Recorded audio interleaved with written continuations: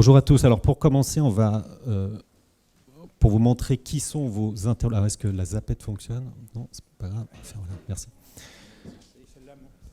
Voilà. Donc nous sommes de Constructif. Donc Constructif, c'est l'opérateur de compétences du secteur de la construction. Donc on gère l'alternance, la formation continue des salariés dans les branches du bâtiment, des travaux publics et du négoce des matériaux de construction. Donc ce sont un peu plus de 200 000 entreprises, 1 500 000 salariés. Donc ça, c'est la fonction de l'OPCO Constructis. Et il se trouve que l'OPCO est également porteur. Il héberge des observatoires des métiers. Donc ce sont 2 observatoires des métiers des branches professionnelles. Donc, qui sont des instances de réflexion, de travail entre les partenaires sociaux des branches professionnelles. Donc, il y a l'Observatoire des métiers du BTP qui existe depuis une quinzaine d'années, qui a un programme d'action annuel avec des études, des travaux statistiques sur l'évolution des métiers du BTP. Et puis, un observatoire métier qui est plus récent, qui est celui de la branche du négoce des matériaux de construction, ce qu'on appelle plutôt la distribution de matériaux de construction. Donc, c'est Point P, Chaussons Matériaux, voilà, toutes ces entreprises-là. Et donc, BTP, environ 1 450 000 salariés. Et distribution de matériaux de construction de l'ordre de 80 000 salariés aujourd'hui. Voilà. Alors, le BTP, c'est 1,5 million de salariés, comme le disait Hervé, avec 1,2 million sur le bâtiment et puis 300 000 sur les TP. La partie bâtiment a une activité qui est assez dynamique, mais qui a quand même connu de récentes difficultés, notamment d'approvisionnement. Je pense que la plupart d'entre vous est au courant, que ce soit une pénurie de matériaux ou bien le coût des matériaux lui-même. Et donc, on rencontre des problèmes de tarification. Et puis, même si on a un carnet de commandes qui est assez bien garni, aujourd'hui, on a une vraie inquiétude sur la baisse de l'activité, et notamment en regard avec les causes de révision de prix qui ne sont pas nécessairement actives par rapport à l'augmentation des coûts. Par ailleurs, au niveau de la croissance, nous avons également un problème sur le bâtiment, c'est que nous avons des difficultés à recruter du monde, puisque c'est un secteur qui est en grande tension de recrutement. Au niveau des travaux publics, l'activité avait bien rebondi après la période de la pandémie. Et aujourd'hui, nous sommes sur un schéma post-crise sanitaire qui n'a pas nécessairement retrouvé l'entièreté de son activité d'avant Covid, principalement parce que la commande publique n'est pas nécessairement au même rendez-vous qu'avant cette période-là. Alors dans la diapo suivante, on va passer dans le vif du sujet de cet atelier, c'est quelles sont les grandes mutations du BTP. Alors forcément, on va vous dresser un panorama à grands traits, parce qu'on a quelques minutes devant nous. L'Observatoire des métiers du BTP a beaucoup travaillé sur ces sujets-là. Première grande transition, c'est évidemment la transition environnementale. Le bâtiment représente à lui seul 43% des consommations énergétiques annuelles. C'est quasiment un quart des émissions de gaz à effet de serre du pays. Donc on voit tout de suite quel est l'enjeu par rapport à l'enjeu climatique et l'enjeu énergétique qu'on connaît aujourd'hui. Des nouvelles contraintes légales aussi qui s'appliquent. C'est l'entrée en application cette année de la réglementation environnementale 2020. La RE 2020 qui est venue remplacer la RT 2012 qui était en application déjà depuis quelques années. Donc là, on a vraiment une montée en gamme en termes de contraintes, d'obligations pour les entreprises sur le sujet environnemental qui est très importante. En lien avec ça, il y a des innovations technologiques et techniques qui accompagnent cet enjeu environnemental. Donc c'est déjà la connaissance des équipements d'énergie renouvelable. Donc nous, on voit parmi les formations qu'on finance l'augmentation très forte des sujets de l'installation, par exemple, de pompes à chaleur, l'installation des panneaux photovoltaïques, la connaissance, du coup, dans le cadre de la rénovation énergétique, des écomatériaux, des matériaux biosourcés, connaître les techniques qui permettent de faire d'une rénovation énergétique qui soit de qualité, qui soit qualitative. S'il ne suffit pas d'utiliser les bons matériaux, il faut savoir aussi mettre en musique l'intervention de très nombreux corps d'État. Donc tout ça sont des choses importantes qui aujourd'hui impactent de plus en plus fortement l'ensemble de nos entreprises. Donc ça, c'est la partie bâtiment. Pour les travaux publics, l'enjeu est un peu différent, c'est-à-dire que en termes de... Non, pardon, oui, c'est la diapo suivante. La construction des équipements de travaux publics en tant que tel représente, j'ai envie de dire, entre guillemets, que 3,5% des émissions de CO2, mais c'est quand même plus que ce que représentent en termes d'activité les travaux publics. Par contre, là où il y a un enjeu très fort, c'est que 50% des émissions de gaz à effet de serre sont liées à l'usage des infrastructures. Pourquoi ? Parce que les infrastructures de travaux publics sont évidemment les autoroutes, les aéroports et tous ces équipements-là. Donc la branche des travaux publics est tout à fait consciente de ce sujet-là. Il y a une vraie prise en main, une vraie prise de conscience en disant qu'il faut qu'on soit le secteur qui va accompagner la transition environnementale.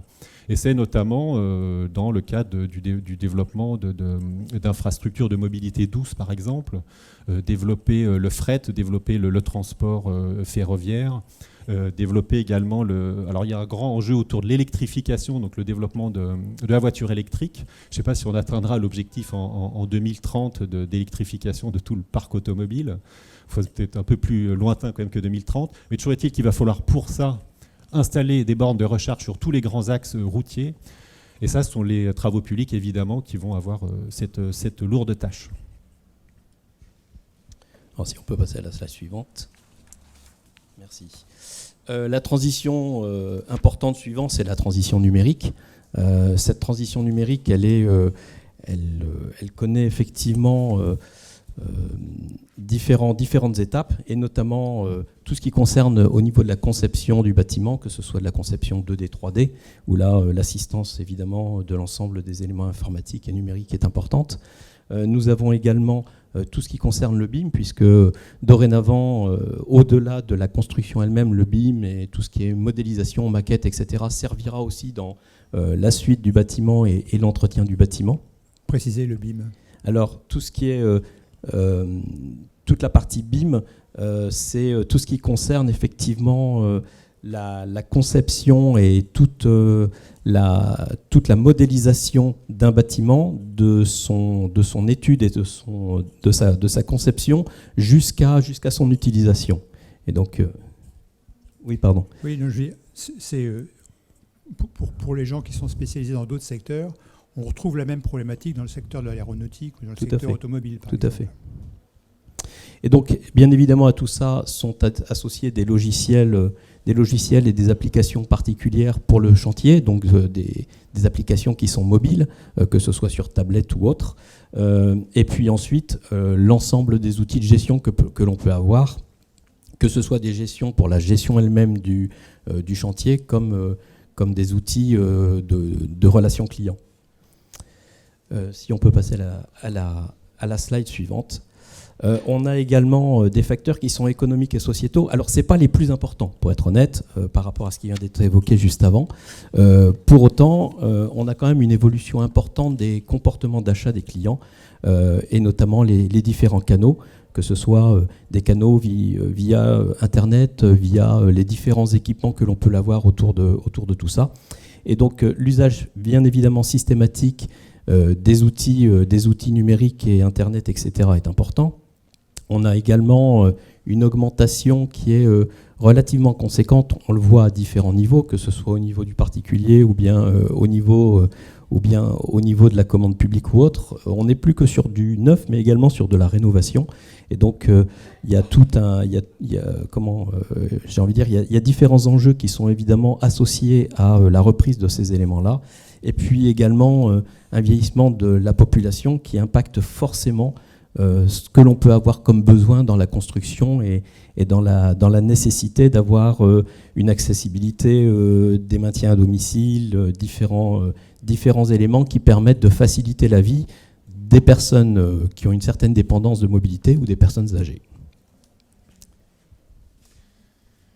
Alors, après vous avoir présenté rapidement les grandes mutations, donc la mutation environnementale, la mutation numérique, puis les transformations sociétales, on a essayé de zoomer sur du coup quel impact sur les compétences. Alors, comme aujourd'hui on s'adresse à des directeurs, des responsables d'IUT, donc on a essayé évidemment de cibler sur vos publics, sur les publics, des jeunes qui sont formés en IUT, parce que ces mutations, elles impactent toute la sociologie de nos salariés.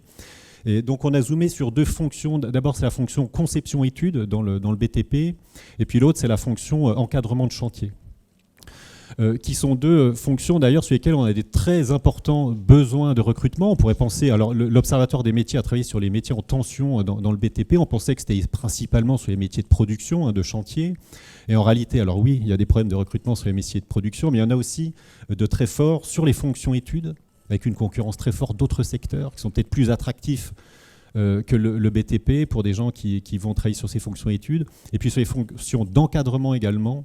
Des chefs de chantier, des conducteurs de travaux sont vraiment recherchés dans la plupart des entreprises du BTP.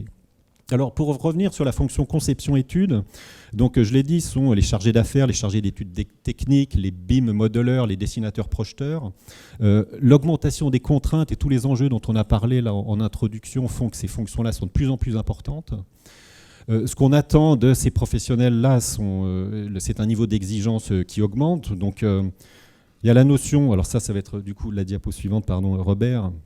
La maîtrise complète des logiciels CAO, DAO, ça Ludovic en a parlé juste avant, ça devient aujourd'hui, ça a une compétence de base pour quelqu'un qui va travailler en bureau d'études dans une entreprise du BTP. Il y a l'introduction du BIM. Alors c'est vrai que le BIM, pour l'instant, nous, quand on regarde combien de professionnels dans nos entreprises du BTP utilisent effectivement le BIM, on est sur un pourcentage qui est faible, hein, on est de l'ordre de 2-3%. Mais déjà, alors, il y a une montée en charge, on le voit nous dans les formations qu'on finance, on en finance de plus en plus, et puis a priori, même s'il y a encore peu de projets qui sont en BIM, en termes de valeur, ce sont bien souvent les grands projets, des gros projets de construction, donc en termes de valeur, quand même la place du BIM augmente.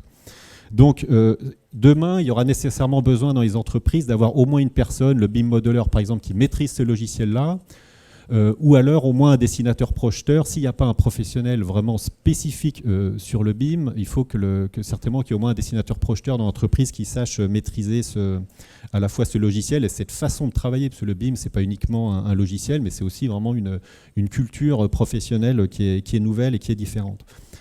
Après, au-delà de ces compétences techniques pour les fonctions études, il y a aussi la nécessité évidemment de connaître les normes, de connaître le code de la commande publique. Il y a une notion quand même de connaissance juridique qui est très importante pour ces professionnels-là, notamment les réglementations. On parle de la réglementation thermique, la RE 2020. Lorsqu'on conçoit un bâtiment, il faut évidemment avoir toutes ces contraintes-là en tête et bien les connaître. Et puis des compétences transversales également. En plus des compétences techniques, il y a des compétences de savoir-être, des compétences comportementales, des soft skills, comme on le dit aujourd'hui en anglais. Le savoir être à l'écoute des clients, avoir des capacités de négociation, savoir manager également, savoir communiquer. Ces points-là sont quand même importants et sont des éléments importants du coup à intégrer dans les référentiels des cursus de formation. La fonction suivante, c'est celle de l'encadrement de chantier. Donc là, on parle des chefs de chantier, on parle des conducteurs de travaux, des chefs d'équipe. Alors là aussi, c'est un point important pour les professionnels des IUT que vous êtes, parce que là, on est aussi sur des recrutements qui se font très souvent, d'ailleurs, au niveau Bac+2, Bac+3.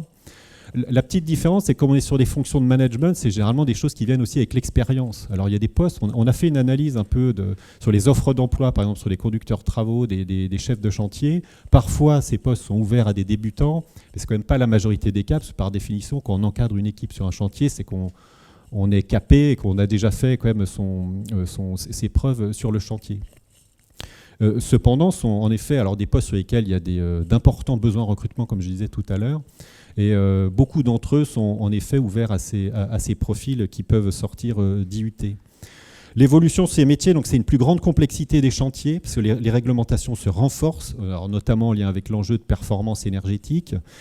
La dimension, j'ai envie de dire même bureaucratique, pour le dire de manière un peu péjorative, est de plus en plus importante. On a fait une enquête, une étude sur l'encadrement de chantier. Beaucoup des professionnels nous disaient, il y a quand même beaucoup d'administratifs, il faut suivre les budgets, il faut suivre les contrats. Bon, c'était vu parfois un peu comme une contrainte, mais c'est une contrainte qui est inévitable et qui fait partie du métier de ces professionnels.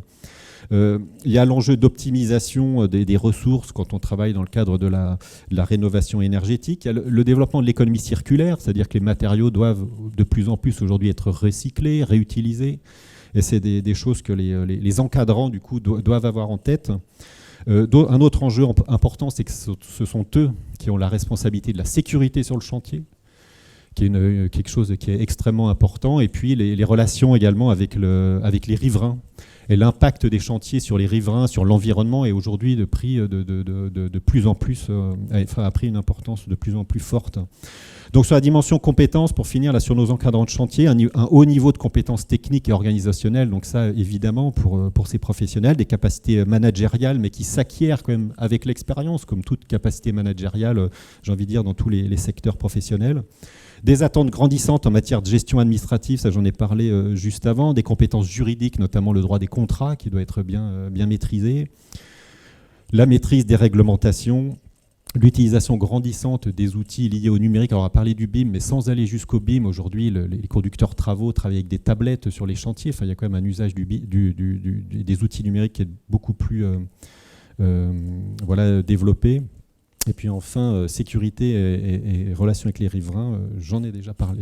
Voilà. Donc, je passe la parole à Ludovic pour la diapo suivante. Alors bien évidemment, tout ça, ça demande de la formation.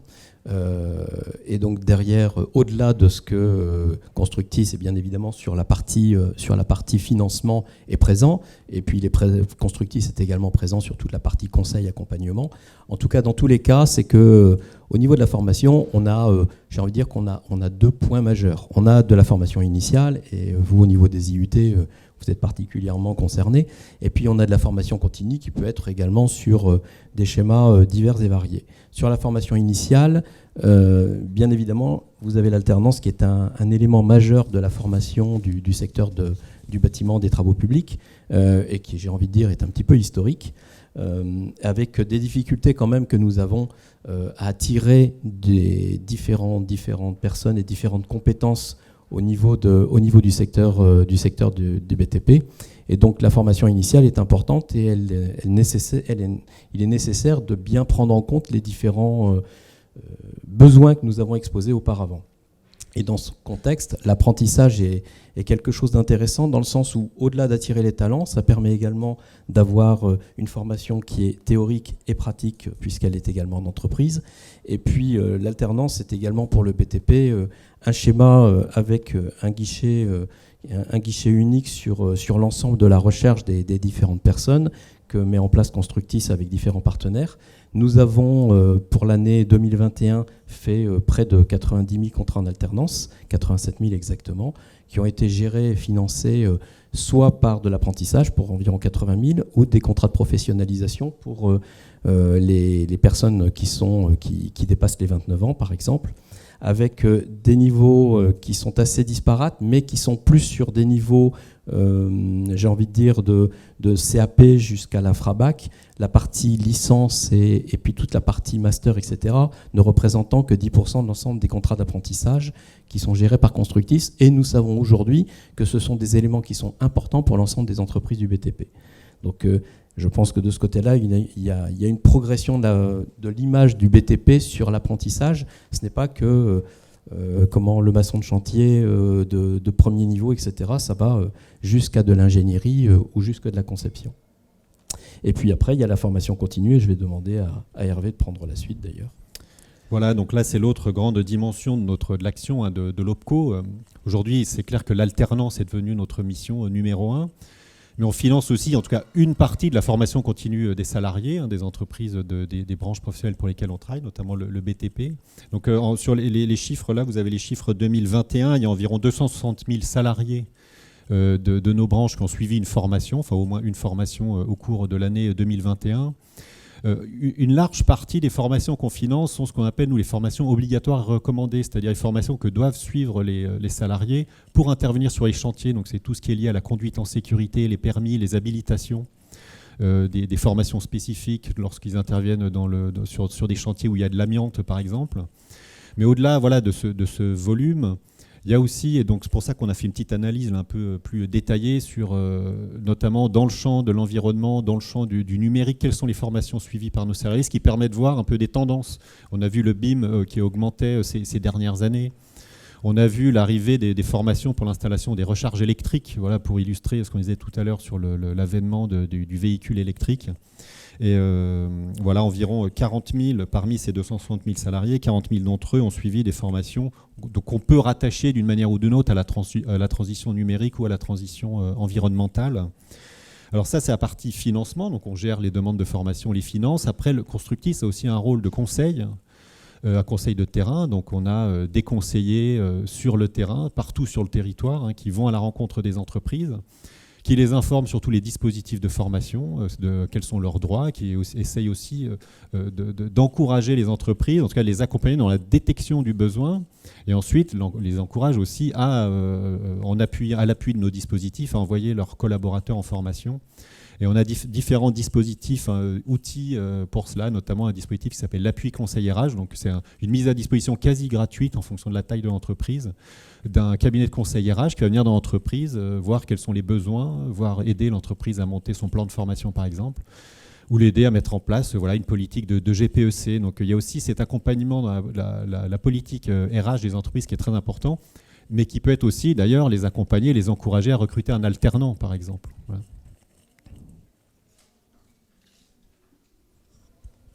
Merci pour votre attention.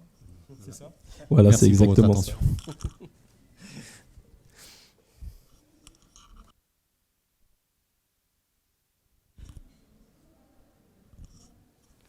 Voilà, c'est bon. Est-ce que vous avez des questions de compréhension sur les choses ? On aura un débat après. Hein. Ça va, c'est clair ? Bon. On y va ? Oui. Ça marche pas ? Ah si, ça marche. Ouais. Bon, ça marche. Bon. Bonjour à tous. Donc moi, je travaille chez Eiffage. Donc Eiffage, c'est un des grands groupes de construction et de travaux publics qui couvre l'ensemble des métiers qui sont la construction, les infrastructures, tout ce qui est énergie, maintenance et les concessions.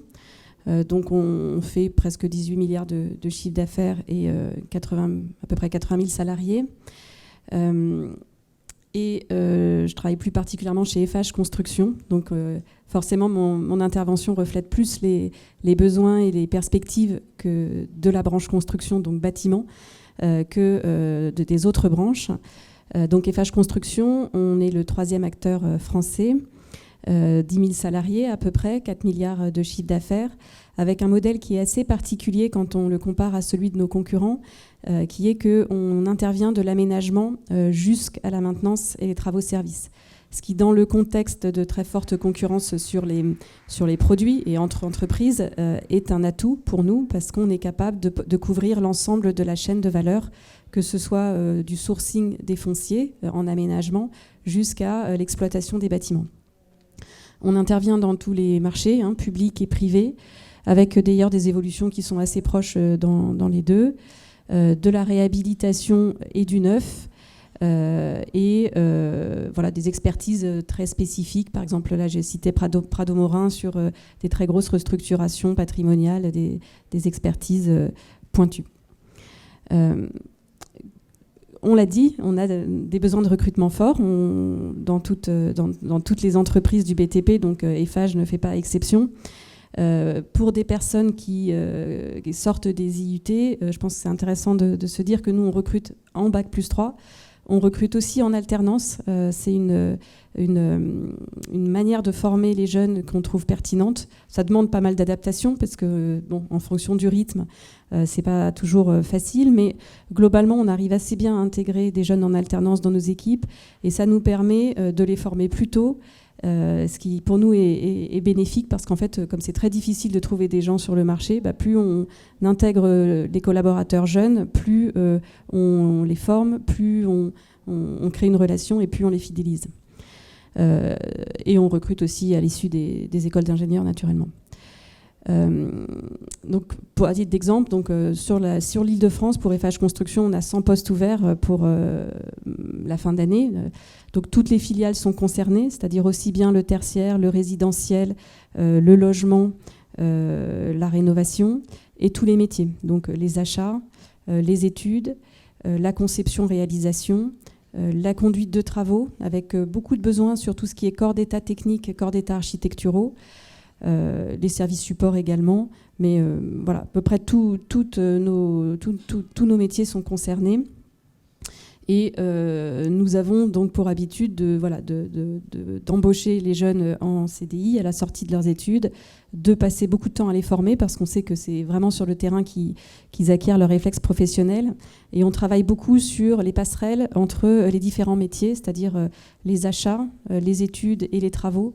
On pense que c'est une manière de fidéliser les jeunes parce que ça leur permet de voir les différents métiers et c'est une manière aussi de les former parce que on est plus performant en études si on a vu les travaux et on est plus performant aussi en travaux parce qu'il y a une partie de conception qui se fait en travaux si on les a vus en études.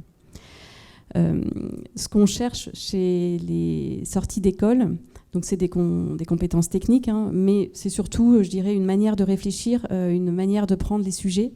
Donc une capacité d'être polyvalent, de s'intéresser au contexte général, c'est-à-dire pas uniquement la technique, mais aussi tout ce qui l'entoure.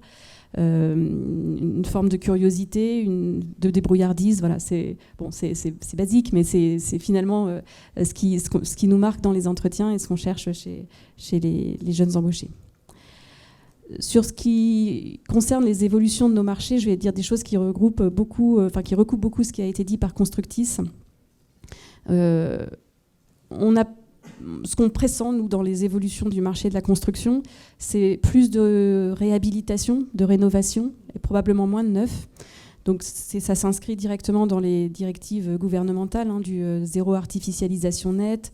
On voit de plus en plus de collectivités qui s'équipent de plans climat, par exemple comme la ville de Paris, mais les grandes métropoles, elles sont toutes sur les mêmes modèles.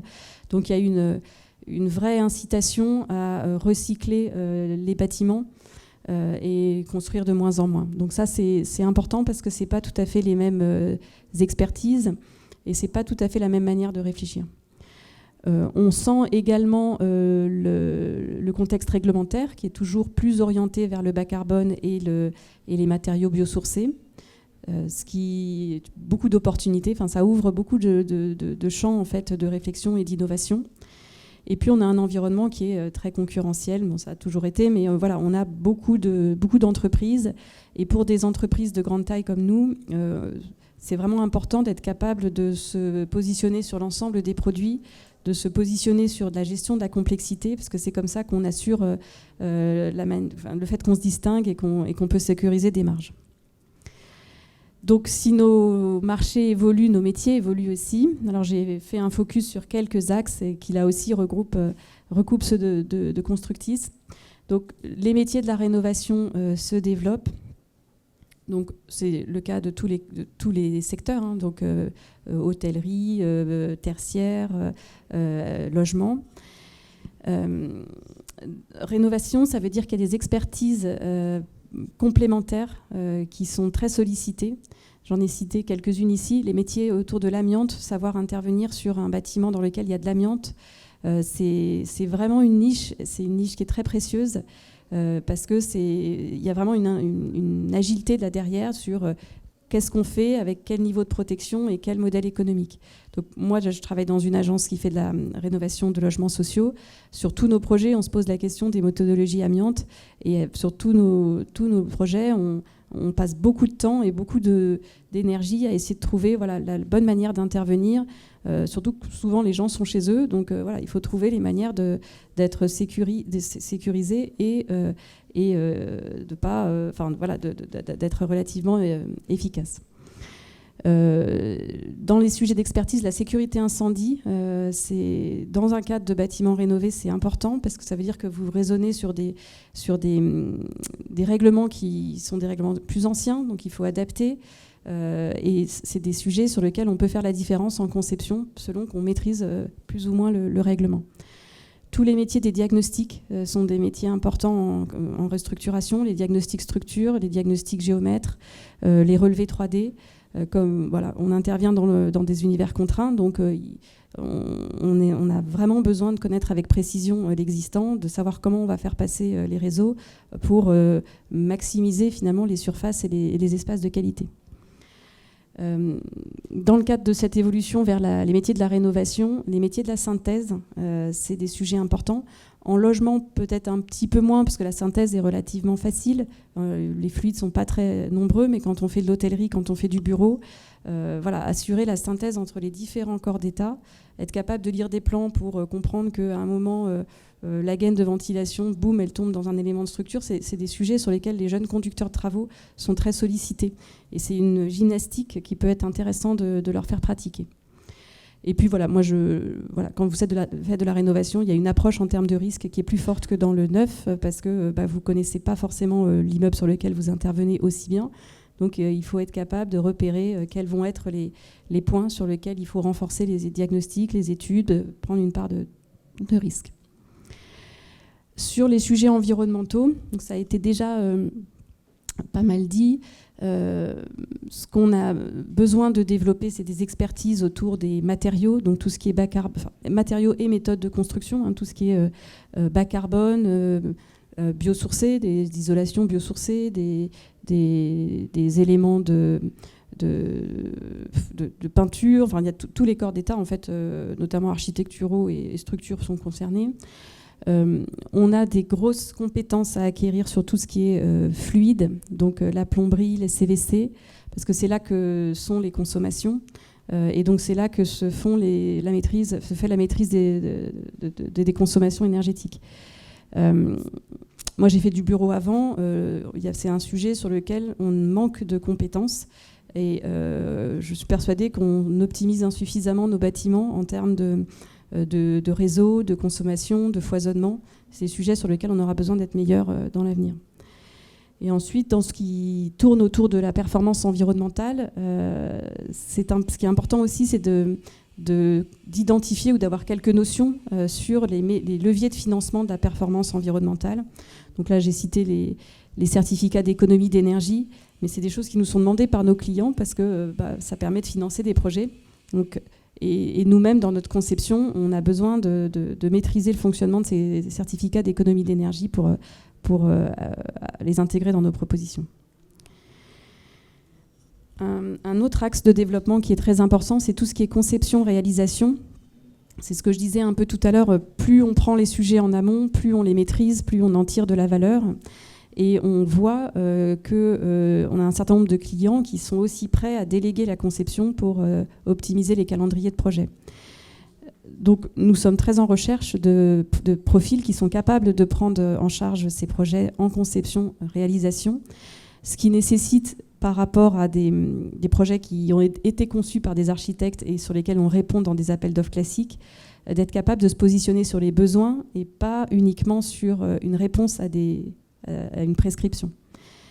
Pour nous, c'est important d'avoir des ingénieurs d'études qui sont sensibilisés aux problématiques de fonctionnalité, aux problématiques de programmation, parce que comme ils travaillent en pilotage d'équipes d'architectes et de bureaux d'études, il faut être capable de donner des caps, d'arbitrer, de repérer les orientations qui sont bonnes de celles qui ne sont pas bonnes. Et c'est vraiment un secteur sur lequel on cherche à se renforcer et dans lequel on voit, par exemple, aujourd'hui apparaître dans les boîtes de BTP des architectes, des doubles cursus, beaucoup plus que par le passé. Et c'est des regards qui sont absolument nécessaires sur des projets sur lesquels on est en conception. Un troisième sujet qui impacte beaucoup nos métiers, c'est tout ce qui est complexité, de manière un peu générique. On a des marchés qui, de plus en plus souvent, incluent des parts d'exploitation-maintenance, incluent de la conception, comme je l'ai dit. Ce que moi j'observe dans les équipes, c'est que la gestion contractuelle, c'est parfois ce sur quoi on a le plus de mal à former nos jeunes. Et c'est là où on a le plus besoin qu'ils soient pertinents, fins dans les analyses. Et ça passe par des choses assez standards, mais la lecture des cahiers des charges, des cahiers de prescription technique, la lecture fine de la prestation, de ce qui a été demandé, parce que c'est là qu'on arrive à gérer nos contrats, à faire ce qu'on a à faire et parfois à faire des réclamations sur ce qui n'avait pas été demandé. Faire trop de qualité ou de la surqualité, bien connaître en tout cas nos CCTP, c'est très important. Et je pense qu'il y a des choses qui peuvent s'apprendre dans les formations. pour que les jeunes arrivent chez nous en ayant cette culture-là et en ayant quelques réflexes pour se plonger dans les documents contractuels.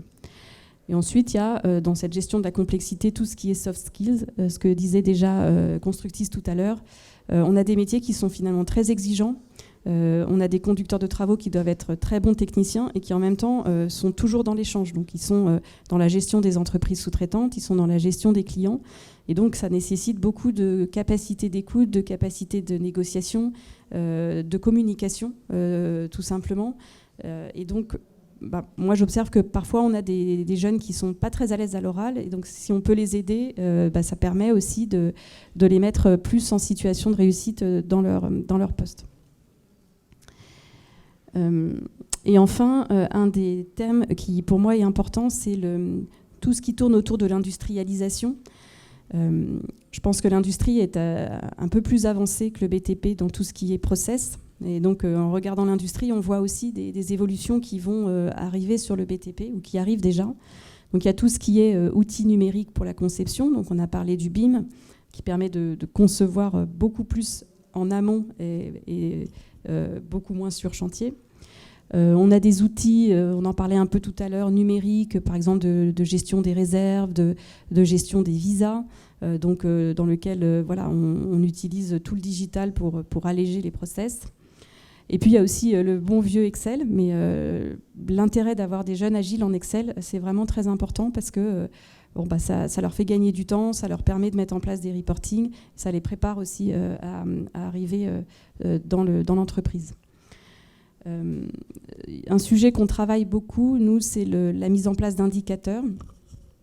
Je pense qu'il y a dans le BTP, il y a des gros chantiers. Donc les gros chantiers, il y a toujours des technologies très innovantes, beaucoup de reporting, beaucoup d'attention. Puis il y a les chantiers plus courants sur lesquels on s'attache à mettre en place la culture du benchmark, des indicateurs, donc qui sont un peu une transposition de ce qui se fait dans l'industrie, dans les programmes d'excellence opérationnelle. Et ça, c'est aussi un moyen d'intégrer des gens sortis d'école sur des programmes transverses de recueil de données, de comparaison, de partage de bonnes pratiques. Et c'est quelque chose qui, pour nous, est très important. Voilà. Je pense que j'ai fini. Ouais.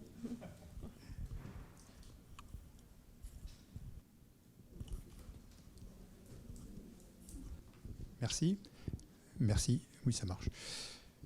Voilà pour les deux présentations croisées de Constructis d'un côté, Eiffage de l'autre, Eiffage Habitation.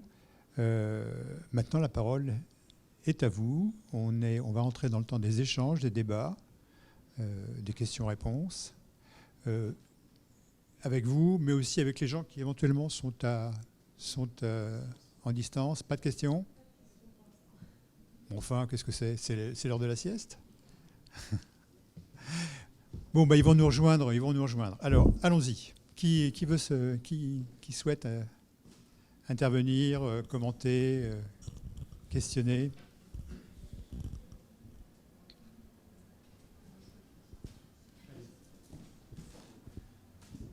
Merci beaucoup pour vos présentations très claires et puis aussi ce dont vous souhaitez, je pense à Eiffage, sur la palette d'activités. Moi, j'ai une question par rapport au BUT. Est-ce que cette nouvelle offre de formation au niveau grille de salaire pour nos jeunes qui vont arriver d'ici 2024, en fait, en but 3, est-ce que vous l'avez appréhendé? Alors, je m'adresse plutôt à la personne qui représente Eiffage. Est-ce que, parce qu'on sent que c'est pas toujours très très clair suivant les filières, suivant les OPCO, et du coup vous, comment vous voyez les choses? Est-ce qu'il y a une réflexion au sein de votre très grosse entreprise par rapport à ça? Je suis pas sûre qu'on ait vraiment modifié, je dirais, notre perception des profils IUT. Je pense que c'est des profils qui sont relativement présents déjà. Et la bascule d'une formation en 2 ans, une formation en 3 ans, Je ne crois pas que ça ait suscité vraiment un repositionnement ou une appréciation différente, en fait. Je ne pense pas. Je vous pose la question parce qu'on est face... moi, par exemple, j'enseigne en MT2E, GTE, donc bâtiment, BIM et autres. Et c'est vrai que s'il n'y a pas un positionnement peut-être clair du fait que le jeune aura fait un bac+3 et pas un bac+2, on a déjà beaucoup de jeunes qui poursuivent dans des écoles. Donc c'est vrai que par rapport à une palette de métiers qui vous importe au niveau technicien, c'est vrai que ça, c'est important, nous, en tant que directeur d'IUT, de leur dire, mais là, vous voyez, les 3 ans sont bien valorisés, vous aurez après une formation qui permettra... Enfin, je pense que c'est... Parce que sinon, le fait d'insérer professionnellement 50% de nos jeunes, ce qui n'est pas du tout le cas aujourd'hui, ils poursuivent leurs études. Donc je pense qu'il faut vraiment qu'il y ait une réflexion. Alors je pense qu'un groupe comme le vôtre, c'est vrai que c'est peut-être plus facile, ou peut-être pas, hein, je ne me rends pas forcément compte, mais d'avoir des vrais messages pour ces jeunes qui vont faire un an de plus quand même et un niveau bac+3.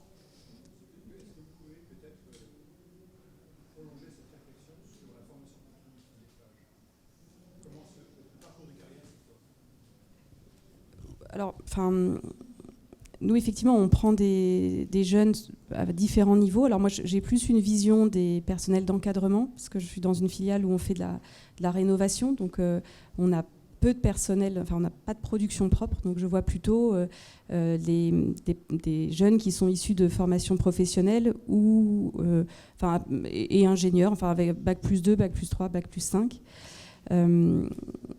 Donc bac+5, c'est la filiale la plus classique, hein, études de prix, conduite de travaux. Et bac+3, c'est plutôt des gens qu'on va embaucher comme des conducteurs de travaux juniors ou assistants conducteurs de travaux dans un premier temps, plutôt avec des statuts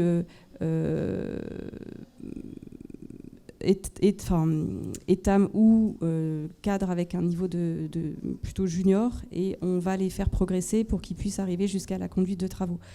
Et c'est la même chose côté études, on a un peu moins. C'est quand même plutôt des personnes qu'on va retrouver dans la conduite de travaux. La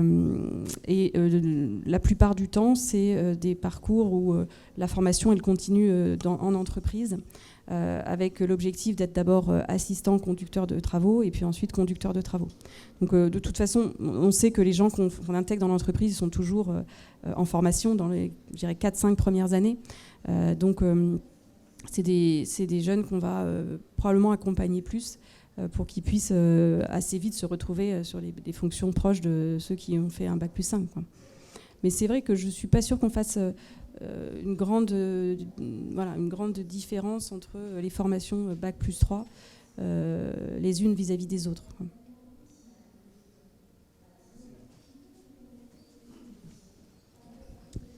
Oui, bonjour. Alors, moi, je ne suis pas du tout de votre secteur d'activité, mais de ce que j'ai entendu, notamment, par exemple, les métiers que vous nous décriviez d'encadrement de chantier sont des métiers qui ont beaucoup évolué sur les 10 dernières années, avec, en intégrant des aspects informatiques, réglementaires, environnementaux, etc.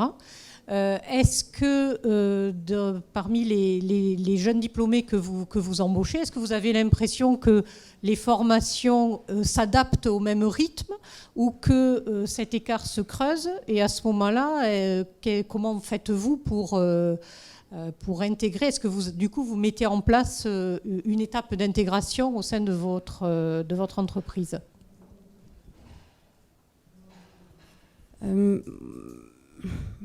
Moi, j'ai pas l'impression que les formations aient beaucoup évolué.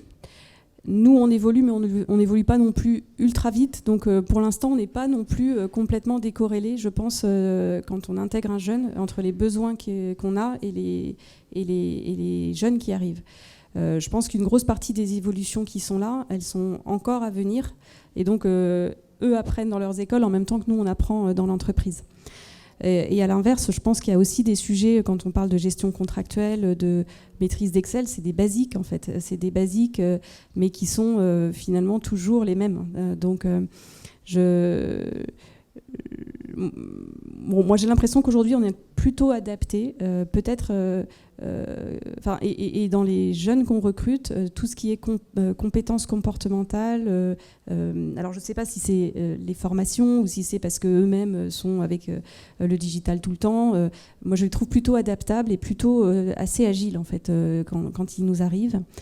Donc les formations qu'on met en place dans l'entreprise, paradoxalement, aujourd'hui, elles portent beaucoup sur les basiques et peut-être un peu moins sur les sujets d'innovation, dans un premier temps, en tout cas quand ils arrivent chez nous.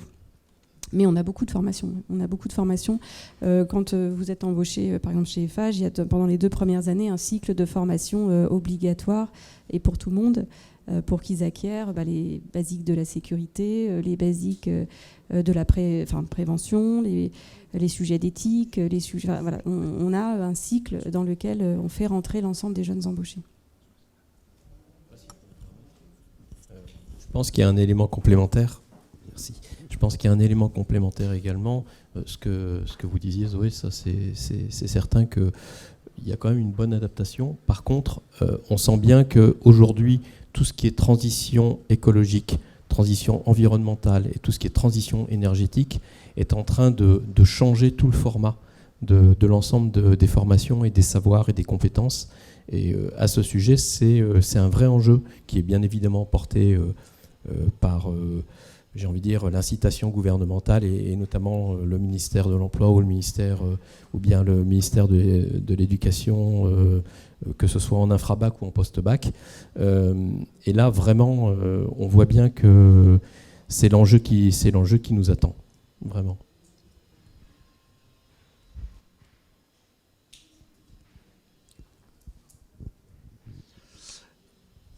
Oui, je veux bien dire un mot. Moi, c'est par rapport au DUT, le BUT, le Bac+2, le Bac+3 et les réformes que nous avons.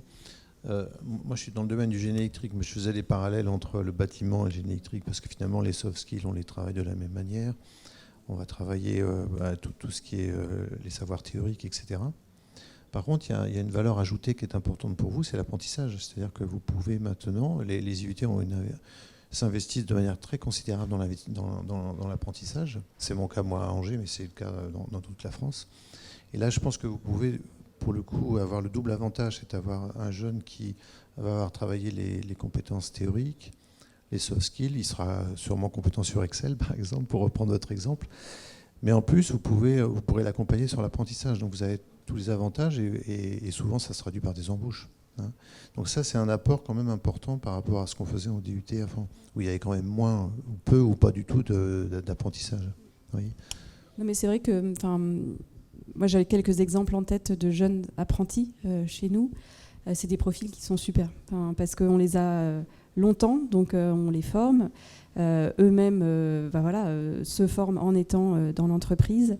Avec des parcours qui parfois, alors je pense que c'est les écoles qui souvent le demandent, qui passent par les études, les achats, les travaux, donc c'est très complet.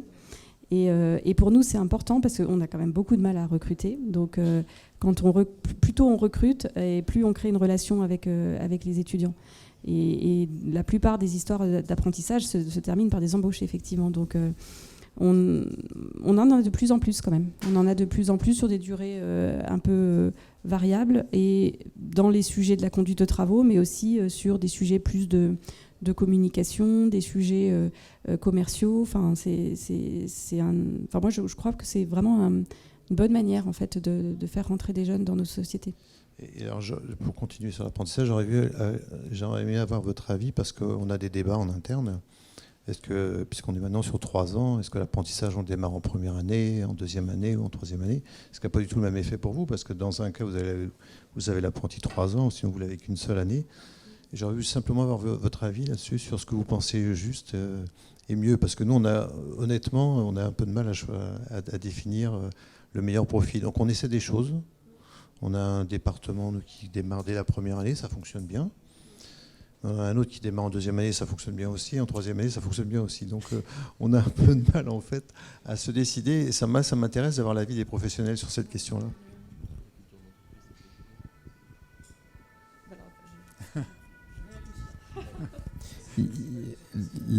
le temps d'une formation initiale en apprentissage et donc évidemment en situation de travail dans l'entreprise, je pense que c'est aussi un élément qui peut être important, c'est que le partage avec l'entreprise fait que il y a la culture d'entreprise, il y a l'intégration de la culture d'entreprise qui est importante, et entre 1 an et 3 ans, on n'acquiert pas les mêmes réflexes, ou on n'intègre pas de la même manière la culture de l'entreprise. Et je pense que c'est un élément important. C'est vrai que quand on est simplement dans des études, j'ai envie de dire juste conceptuelles, et qu'on n'est pas en pratique, qu'on n'est pas confronté au monde de l'entreprise, dans le passé, c'était beaucoup de formation initiale, puis on arrivait dans l'entreprise, et puis c'était comme un choc. Et aujourd'hui, l'apprentissage permet effectivement tout doucement de rentrer dans le schéma et surtout d'intégrer tous ces réflexes et toute cette culture d'entreprise, et c'est complètement différent. Et donc, c'est sûr que quand il y a 2 ans, c'est plus facile ensuite d'être embauché que quand on est resté qu'une année. Après, je pense que ça dépend aussi des métiers, c'est-à-dire que si vous êtes en études de prix, en achat, l'apprentissage trop tôt, c'est difficile à gérer parce qu'il y a quand même nécessité d'avoir quelques bases. En conduite de travaux, c'est peut-être un peu différent. Moi, 3 ans, je dirais que ça me paraît long, en fait, même pour quelqu'un qui est en école, parce que c'est bien aussi peut-être qu'il puisse voir plusieurs entreprises et avoir plusieurs sons de cloche. J'ai plus l'habitude d'alternance sur 18 mois, 1 an, un peu plus courte. Mais bon, honnêtement, je suis un peu comme vous. Je ne saurais pas dire s'il y a une durée à recommander. Ce que je peux peut-être compléter, puisque Constructis, évidemment, finance toute l'alternance et cette formation initiale, c'est que la moyenne, c'est 24 mois chez nous, c'est 2 ans. Voilà. La grosse majorité des alternances, c'est 24 mois.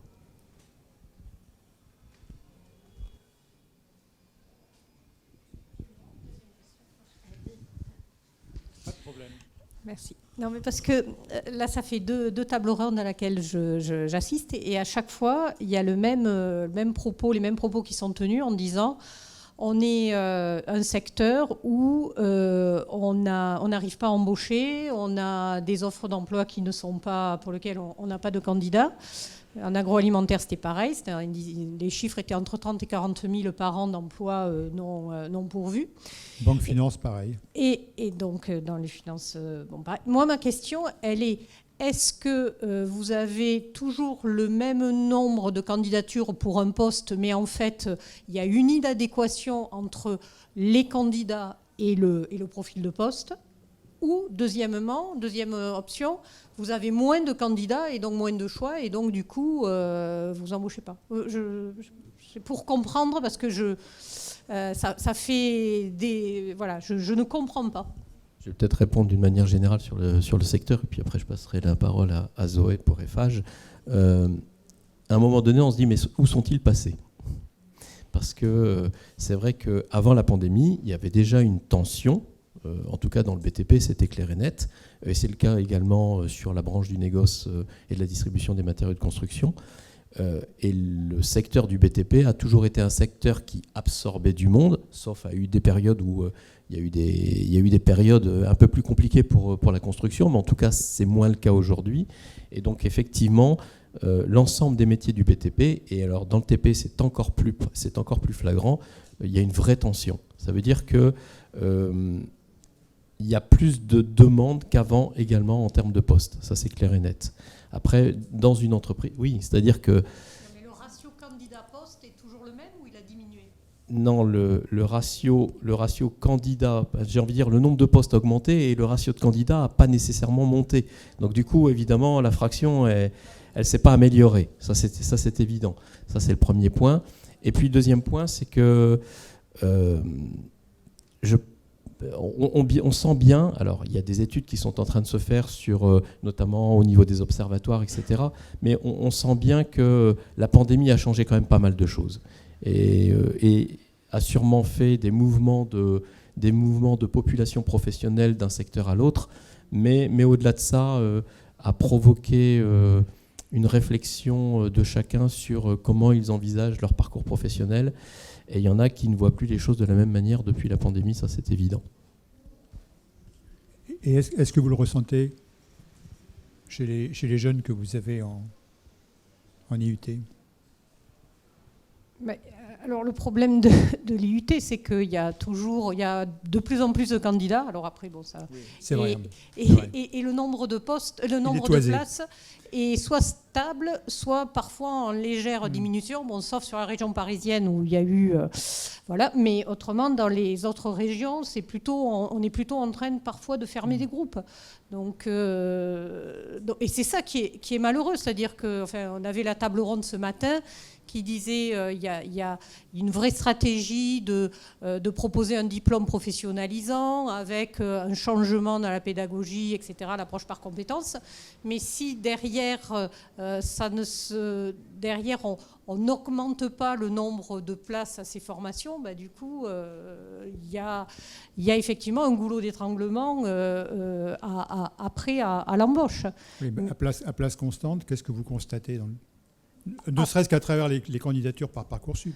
À place constante, depuis 3 ans, nous, on a un taux de pression qui augmente. C'est-à-dire qu'on a plus de candidats pour une place. Avec un autre élément quand même à prendre en compte, c'est-à-dire que depuis 2 ans, il y a un engagement fort pour prendre plus de bac techno. Mais comme parallèlement, le nombre de lycéens en bac techno diminue, là aussi, on est confronté à un problème, c'est-à-dire que on arrive à la fin de la liste des bacheliers techno qui ont candidaté pour l'IUT et sans avoir rempli toutes les places dédiées à ces bacs techno. Donc, à chaque fois, il y a un goulot d'étranglement et du coup, qui se répercute à la fin dans les embauches, dans les emplois. Et d'ailleurs, je ne vous cache pas que dans le secteur du BTP, on a avec les branches professionnelles, on met en place différents sites, etc., de telle façon à attirer des candidats qui viennent d'autres secteurs, et en l'occurrence des secteurs de l'industrie, puisqu'il y a parfois certaines similitudes. Alors, tant que le secteur industriel avait plutôt une tendance à relâcher du monde, ça allait, mais ça devient de moins en moins le cas. Et puis aujourd'hui, on voit bien avec les annonces qui sont faites, on essaye de réindustrialiser au niveau de la France pour relocaliser certaines activités. Et donc, bien évidemment, les compétences se font parfois rares. Et puis ce que vous disiez tout à l'heure sur le ratio embauché-candidat, pour moi, il n'est pas plus sélectif qu'avant. C'est vraiment c'est le vivier qui n'est pas suffisant. On a une problématique de vieillissement aussi des équipes, donc une phase dans laquelle on recrute pour rajeunir les équipes, et en fait, il n'y a pas assez de monde sur le marché. Alors c'est particulièrement vrai sur les profils 5-7 ans d'expérience, où là, et moi je l'ai vu en promotion, je l'ai vu dans l'entreprise, c'est partout pareil. Donc les confirmés, ils sont très rares.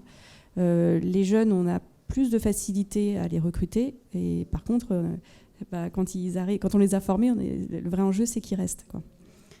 C'est ça la difficulté. Et vous avez raison, je discute avec mes homologues dans les autres OPCO, c'est exactement la même chose. Tout le monde dit on manque de candidats, très largement. Oui, plus qu'une question, bonjour. Plus qu'une question, c'était un peu une remarque par rapport à ce qui a été évoqué. On évoque la tension sur l'emploi, elle est incontestable. Le rapport de la DARES et de France Stratégie, les métiers en 2030, montre bien qu'effectivement cette tension, elle va s'accroître. Et s'accroître d'autant plus que l'effectif démographique des jeunes va diminuer. On est quand même sur un pic, sur une sorte de bourrelet démographique qui va retomber. Et on sait que les sorties vont s'accélérer. Donc on va avoir une problématique de différentiel qui est structurelle et sur laquelle la réponse est peut-être pas seulement, et c'est plutôt le sens de ma remarque, pas seulement sur la formation initiale, mais aussi sur la formation continue et sur la capacité à réorienter un certain nombre de flux qui sont des flux qui vont vers des métiers où les débouchés sont parfois moins grands, plus compliqués, plus précaires. D'ailleurs, on le voit bien dans un certain nombre de cas, hein, on voit des gens qui se réorientent professionnellement parce qu'ils s'aperçoivent qu'ils ont un certain nombre de difficultés. Le BUT a cet intérêt que dans son écriture en approche compétences et dans les blocs de compétences qui sont conformes, c'est-à-dire cette espèce d'articulation presque équivalente entre la fiche RNCP d'un côté et le programme national de l'autre, ça permet toute une série d'ouvertures en matière de formation continue précisément. Et j'aurais bien aimé savoir, je chausse ma double casquette, celle d'enseignant en IUT et de représentant du ministère côté Direction générale de l'enseignement supérieur et de l'insertion professionnelle, j'aurais bien aimé savoir, aussi bien au niveau de l'OPCO qu'au niveau d'une grande entreprise, comment vous envisagez la capacité à développer dans le cadre de votre plan de formation, pas seulement en ayant recours au CPF, dont on voit bien que finalement le CPF a une dimension qui est un petit peu sans doute limitée sur le plan du financement, mais comment vous envisagez le développement de vos plans de formation en vous appuyant sur les blocs de compétences qui sont portés dans les BUT, puisqu'ils permettent justement, et c'est le centre de ces journées, d'aller chercher un élément, peut-être pas tout, mais un élément, et de créer des effets aussi de dynamique et de gestion de vos emplois à l'intérieur de l'entreprise, à l'intérieur des branches. Merci beaucoup.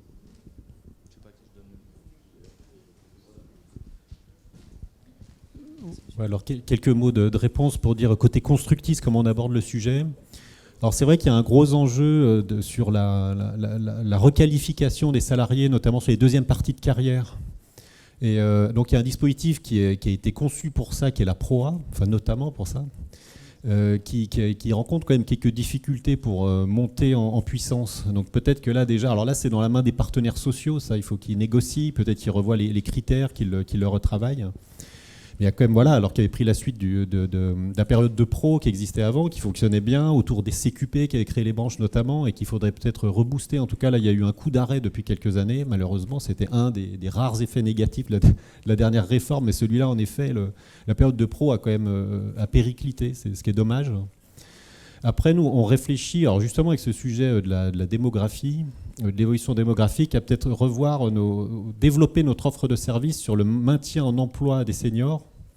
Alors à la fois maintien en emploi, mais aussi sur le transfert de compétences que les seniors peuvent apporter. Parce que voilà, donc on sait qu'il va falloir accompagner certainement des carrières un peu plus tardives dans nos métiers. Ce qui n'est pas simple, notamment pour tous les personnels de chantier, etc., parce qu'il faut réussir souvent à les requalifier, ce qui n'est pas toujours d'ailleurs possible en fonction des métiers. Mais voilà, en tout cas, on va essayer avec nos moyens à nous, qui sont ceux de l'OPCO, donc voilà, c'est une offre de service, mais en tout cas pour essayer d'apporter des solutions, et de dire que les seniors, essayons de les requalifier pour leur permettre de rester en emploi le plus tard possible, mais aussi d'utiliser les compétences qu'ils ont acquises pour qu'ils les transmettent. Voilà, cette notion de transmission des savoirs, utiliser les profils seniors pour transmettre leurs compétences aux jeunes, pour faire du tutorat. On va essayer, voilà, en tout cas, d'être un peu innovant en la matière. Mais en effet, oui, il y a un vrai enjeu. Après, bon, je ne saurais pas dire si ce sujet de la deuxième partie de carrière, peut-être récemment, a été un peu, peut-être moins traité par les DRH, par les ressources humaines, mais en tout cas, c'est certainement un sujet qu'il va falloir aborder et sur lequel il va falloir investir plus fortement à l'avenir. Oui, j'en profite. C'est vrai côté branche, mais c'est vrai aussi côté IUT, hein, qui sont des nains en matière de formation continue. C'était le sens de ma question. D'accord. Et je peux peut-être ajouter un élément complémentaire, parce qu'en fait, tous les sourcings sont bons à prendre, comme on dit. Et au-delà de ça, il y a également certains publics qui sont plus éloignés de l'emploi. On parlait de PROA, mais il y a aussi tout ce qui est contrats pro expérimentaux, par exemple. Tout à l'heure, vous parliez de blocs de compétences. On n'est pas nécessairement obligé d'avoir un diplôme ou un titre complet. Pourquoi ? Parce qu'il y en a d'abord certains qui s'en sentent pas capables, ou alors qui le feront peut-être petit à petit, et puis se rendent compte a posteriori, finalement, c'était pas si compliqué. Mais vous avez certains publics qui sont éloignés de l'emploi, qui se sentent pas prêts à attaquer, j'ai envie de dire, une formation relativement conséquente. Et donc, le fait d'avoir découpé effectivement en blocs de compétences l'ensemble de ces schémas-là permet à certains d'acquérir certaines compétences et de pouvoir accéder à certains emplois sans nécessairement avoir la totalité d'un diplôme ou d'un titre. Et ça, c'est important. Le deuxième point, également quand on parle de sourcing, pas nécessairement de personnes éloignées de l'emploi, mais en tout cas de personnes qui aujourd'hui n'y accèdent pas, c'est par rapport à l'immigration, aux réfugiés, etc. Il y a les programmes HOP, par exemple, qui passent par les POEC ou des choses comme ça, donc les préparations à l'emploi collectif ou individuel. Et en termes de sourcing, tout est bon à prendre quand il y a de l'attention, et c'est évident que ça aussi, ça en fait partie également.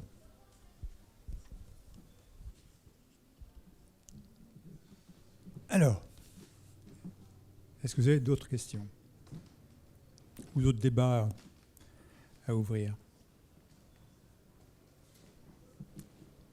Allez-y. Oui, bonjour David Benech. Quand vous dites que les jeunes quittent l'entreprise, ils quittent parce qu'ils sont débauchés par une entreprise concurrente ou ils changent de filière?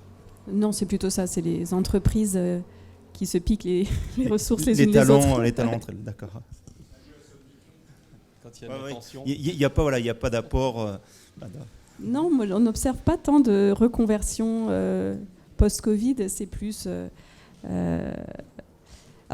c'est plus d'entreprise à entreprise. Après, quand même, peut-être nuancer ça, sur les métiers de la construction, il y a aussi des gens qui basculent vers la maîtrise d'ouvrage ou les bureaux d'études, ou quand ils considèrent qu'ils ont fait leur temps en chantier et que sont un peu usés. Donc on le fait en interne aussi pour avoir des passerelles, mais parfois c'est peut-être l'autre facteur qui fait que parfois on a de la perte.